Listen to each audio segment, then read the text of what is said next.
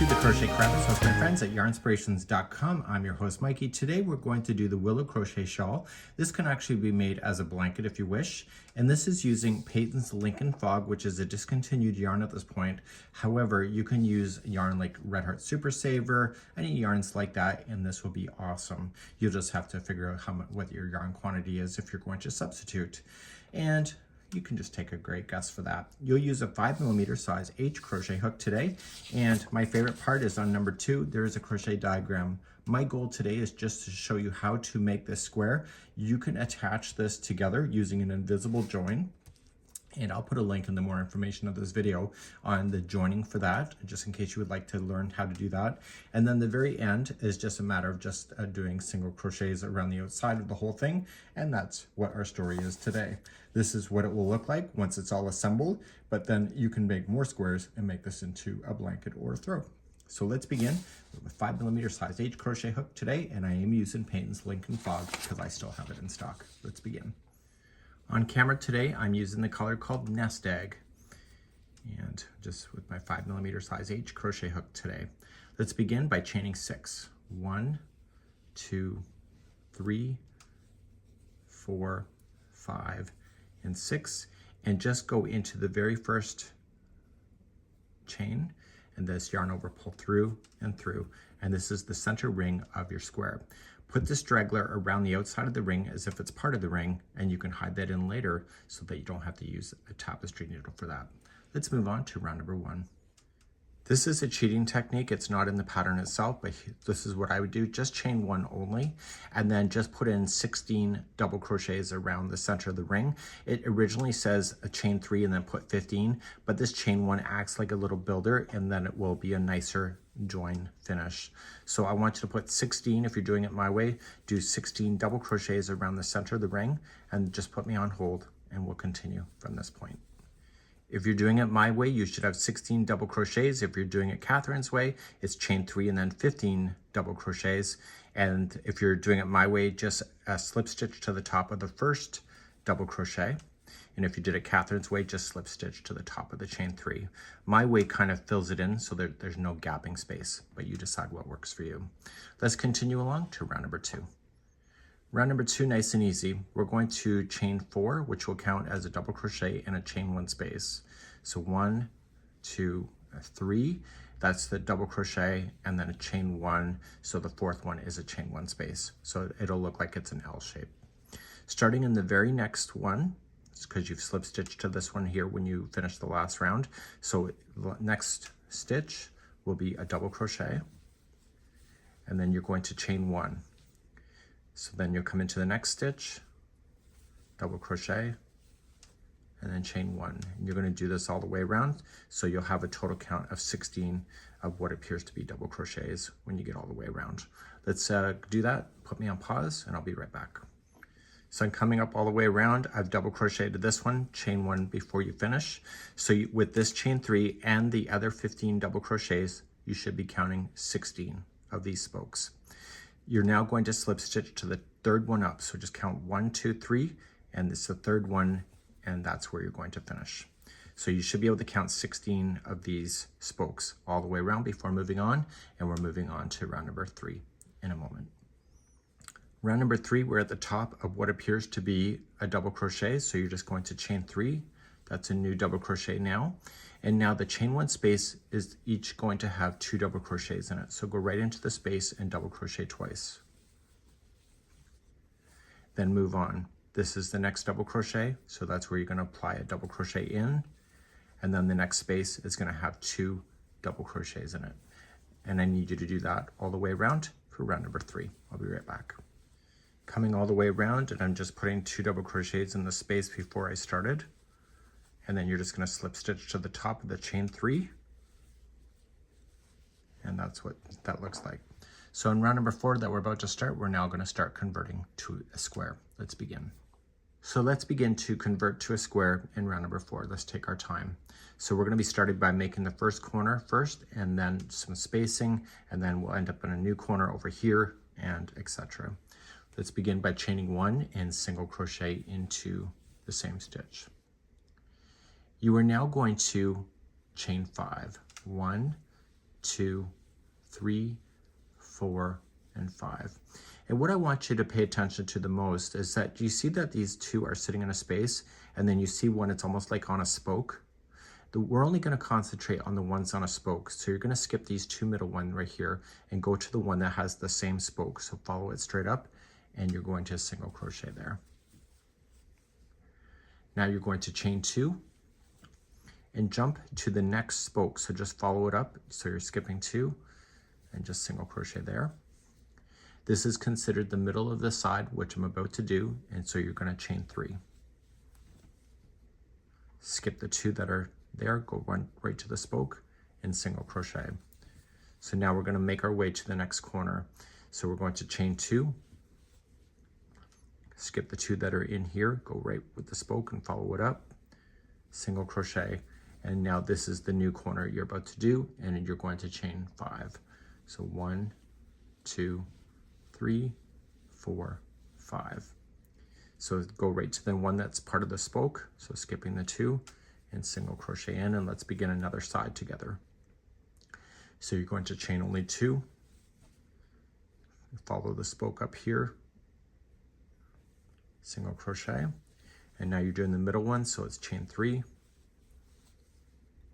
skipping, looking for the spoke, so skipping 2, chain 2, look for the next spoke, and now you're ready for a new corner. So chain 5, 1, 2, 3, 4, 5, and go to the next spoke. So skipping 2, and please do this all the way around. So each one of the sides looks the same. I'll be right back in a moment at the end of round number 4. When you get around to number 4, you're chaining 2. It's the last space before you started here, and just slip stitch then into the very first single crochet. And so it's almost looking corner-like, but it will be really soon. And let's move on to round number 5. Let's begin number 5. If you're looking at the diagram, it is mislabeled, so number 5 appears to be number 4, just so you're aware of that. And just slip stitch to your first chain 5 space, which is your corner. Now I want you to chain 3, 1, 2, 3, and put in 4 double crochets in there. So with the chain 3 and these 4 going in, that gives you the number 5. So 5 double crochets are technically going here. You're now going to chain 3, 1, 2, 3, and in the same one, just push it down the chain work and put in another 5 double crochets into that space. So you're creating the very corners of your square.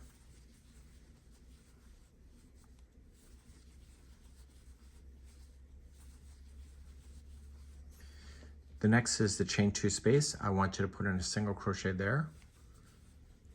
And the next chain 3 space is the middle of the side, and there's going to be 5 half double crochets there. So let's count them out. So 1, 2, 3, 4, and 5. Single crochet into the next chain 2 space. And then this is your corner, so you're going to start off with 5 double crochet first.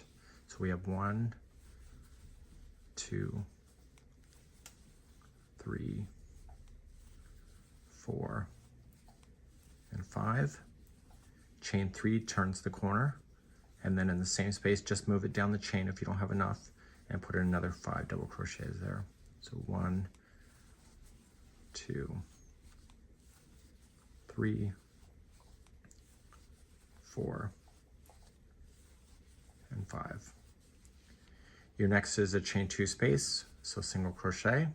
This is the middle of the side, so it's going to be 5 half double crochets. So 1, 2, 3, 4, and 5. The next is the chain 2 space, and then you're back on another fresh corner. So it'll be 5 double crochet, chain 3, 5 double crochet, and then I want you to just take the lesson you just learned and continue to apply it all the way around, and I'll be right back in a moment. This is round number 5. I'm coming all the way around. I got my 5 half double crochets in the center of a side, and the last one is a single crochet here, and I'm just going to attach it with a slip stitch to the top of the chain 3 to finish off. So what I need to do is that right where I'm sitting, make sure I'm going right into the space, not or to the chain, not to a space. So what I have to do is that I have to fasten this yarn off right where I am, and I'll show you how to fasten off yarn while I'm here. And so you're just going to pull it through, and you need to put it through to the back side. So the next round is starting in a different spot, so we don't want to slip stitch our way to get to that spot because it'll be really obvious. But just take the yarn strand and just drag it through the back side of your square. And when you pull the first time, make sure you just don't change the shape. And you want to go back and forth, and it's better if you split the plies when you go to do stuff like this than it is just to squeeze in between yarn strands.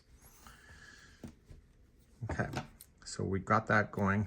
We're going to keep the same color, and we're just going to start our journey, and we're going to start our journey on a corner like there with the same yarn. Let's begin. So round number 6, we're going to start off in the corner, and we're just going to join it, chain 1 and single crochet in. This yarn strand, you're going to need to hide that in with the tapestry needle later because it's too lacy to hide it underneath the stitches. So this is a corner, chain 3, so you're going to chain 3, so 1, 2, and 3, and single crochet into the same chain 3 space. So now you're going to chain a total of 5, so 1, 2, 3, 4, 5, and you're going to double crochet right into this first single crochet that you'll run into.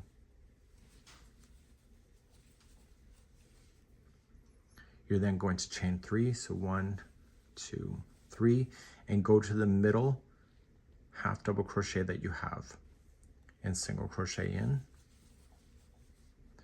And now you're going to chain 3, and you're going to double crochet into the next single crochet here.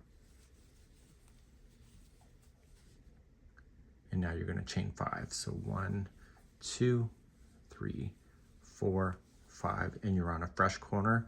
So you'll single crochet, chain 3, and single crochet in. And let's just do one more side together. So we're now going to chain 5 to get ourselves to the single. So 1, 2, 3, 4, 5. So double crochet into the single, chain 3, single crochet into the middle half double crochet that you'll run into. It's right here. Chain 3, double crochet into the next single, and then chain 5. So 1, 2, 3, 4, 5, and single crochet right into the corner, chain 3, and single crochet in again. So I want you to continue this and take the lesson and get yourself all the way around. And this here is a fabulous round. So it's round number 6. I'll be right back. So I'm coming up on this round number 6, and I am just going to chain 5, 1, 2, 3, 4, 5, and that takes me from this last double right to the first single crochet that I started with. Then I'm just going to slip stitch. So now we're going to begin round number 7, and let's slip stitch ourselves to the corner first, and we're going to begin next. We're officially going to go to the iconic square design. And so I'm going to start by chaining 3. So 1, 2, 3, that's your first double. And then you're going to double crochet twice more. And to turn the corner, you're only going to chain 2. And then in the same spot, put in 3 double crochet. So corners from this one will be 3 double crochet, chain 2, 3 double crochet. And we'll finish this when we get back around. So starting in the very next spot here, I'm just going to put my straggler with it and just trap it underneath. So this chain 5 spot is going to have 6 double crochets just around the space. So we have 1, 2, 3, 4, 5, and 6. And now we're going to jump to the next chain 3 space and make this 4 double crochets. We have 1, 2, 3, and 4. So now we're going to go to the next chain 3 space and put in 4 double crochets. So we have 1, 2, 3, and 4.